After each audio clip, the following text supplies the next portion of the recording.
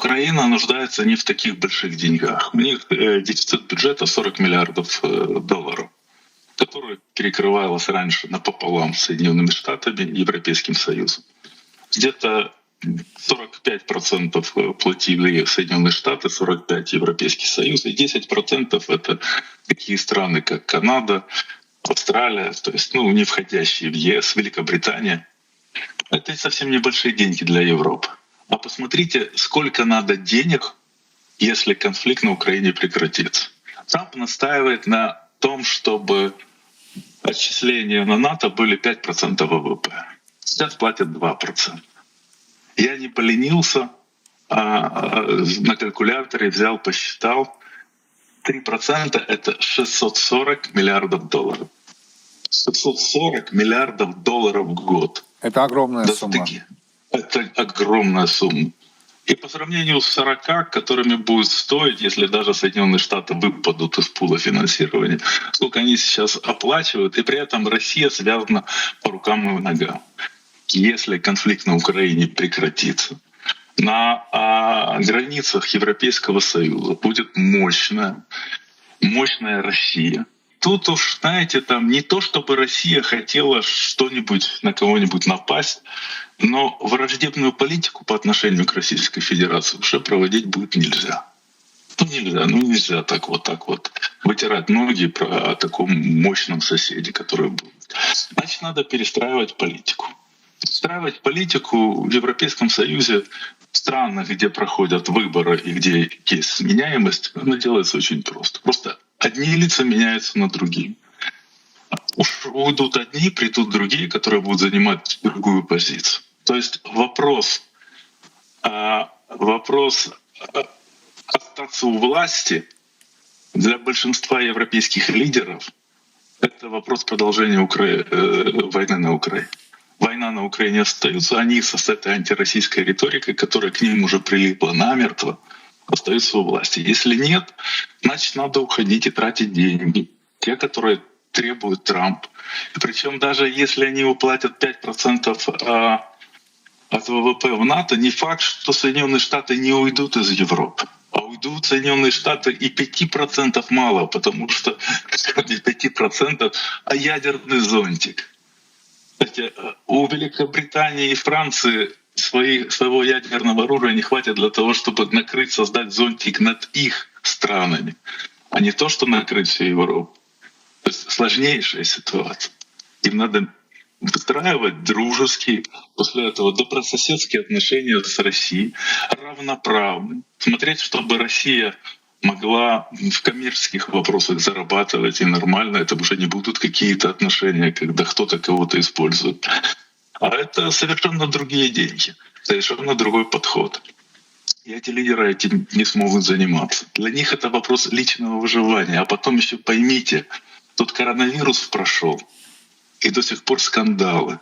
Скандалы, потому что европейские чиновники всплывают вопросы, зарабатывали на этих вакцинах, на лекарствах. Особое соглашение с корпорацией Pfizer и так далее. Да. Вы правильно говорите, да. И там там не привлекли к ответственности только потому, что неприкосновенность действует у ряда европейских чиновников.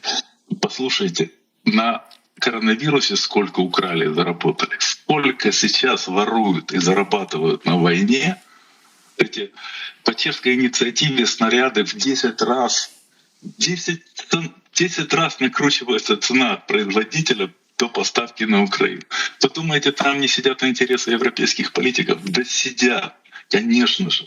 И это будет вопрос не только, что их снимут с работы, они навсегда потеряют политическое будущее. Вопрос о личном выживании. Вопрос о том, что их просто посадят в тюрьму. Начнут расследовать эти дела, как только война закончится. Но получается, война становится бессрочной, если такая заинтересованность у политиков. И тогда, простите то, что перебил, я внимательно слежу за заявлениями, поведением и решениями господина Зеленского. Сегодня он в Вене встречался с президентом и с канцлером Австрийской Республики. Он вновь настаивает на усилении санкций, он вновь настаивает на усилении военной поддержки, он вновь говорит о том, что Путин и Россия не хочет мира, что это все манипуляции. По-моему, предложение Трампа о посредничестве России между Израилем и Ираном господин Зеленский вообще назвал цинизмом. Я внимательно смотрю в силу профессиональных обязанностей, интереса. Он мне действительно интересен, я этого не скрываю. Но тогда получается все бессрочно. Это не 5 и не 10 лет, а такой клондайк, что ли, Олег? Вечный. Ну или почти вечный. Но, насколько я знаю, надежда наших руководителей на то, что кардинально поменяется ситуация на фронте к осени. Угу. И поэтому такая задача стоит такая, насколько я понимаю, и судя по всему, вот мы так и действуем. То есть, с одной стороны, быть в переговорном процессе.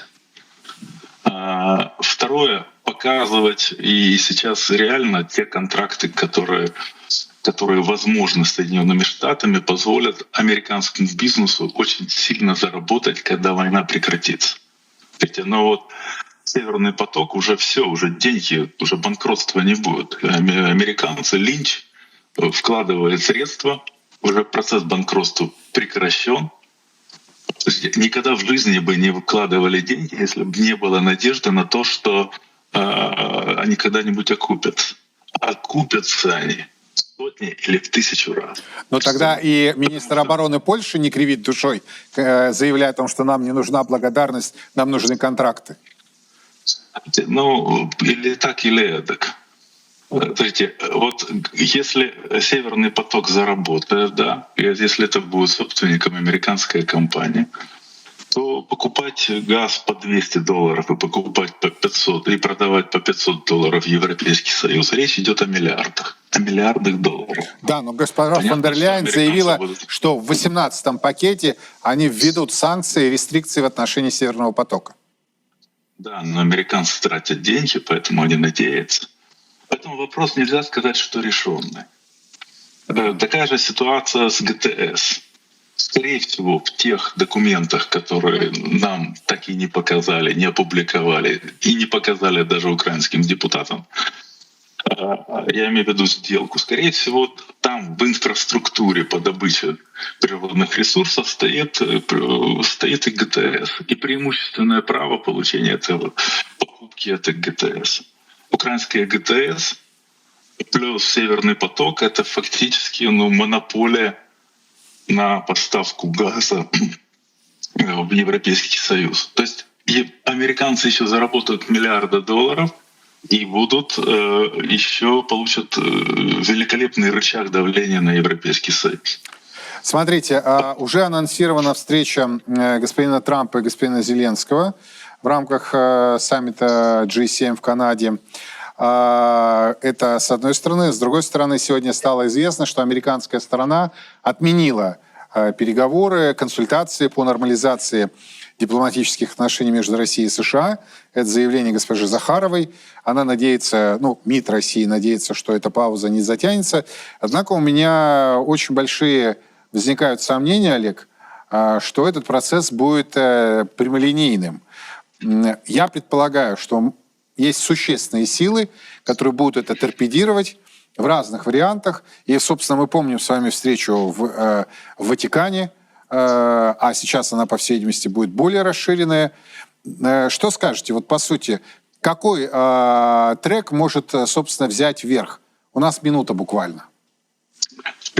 Сказать сложно. Мы ставим ставку на то, что к осени кардинально поменяется ситуация на фронте. Зеленский делает ставку на то, что к осени Трампа загонят, спеленают антитрамповское большинство в Конгрессе, а там антитрамповское большинство. И Трамп будет вынужден дальше финансировать Украину. Вот есть два предположения. И Зеленский, и Россия работают на то, чтобы Зеленский тянет время, пытается обмануть Трампа, и чтобы затянуть время до осени. Наши считают, что от Трампа надо либо получить четкое выполнение наших условий, нашего меморандума, либо осенью мы свое покажем. Вот есть два сценария, какой-то из них будет реализован.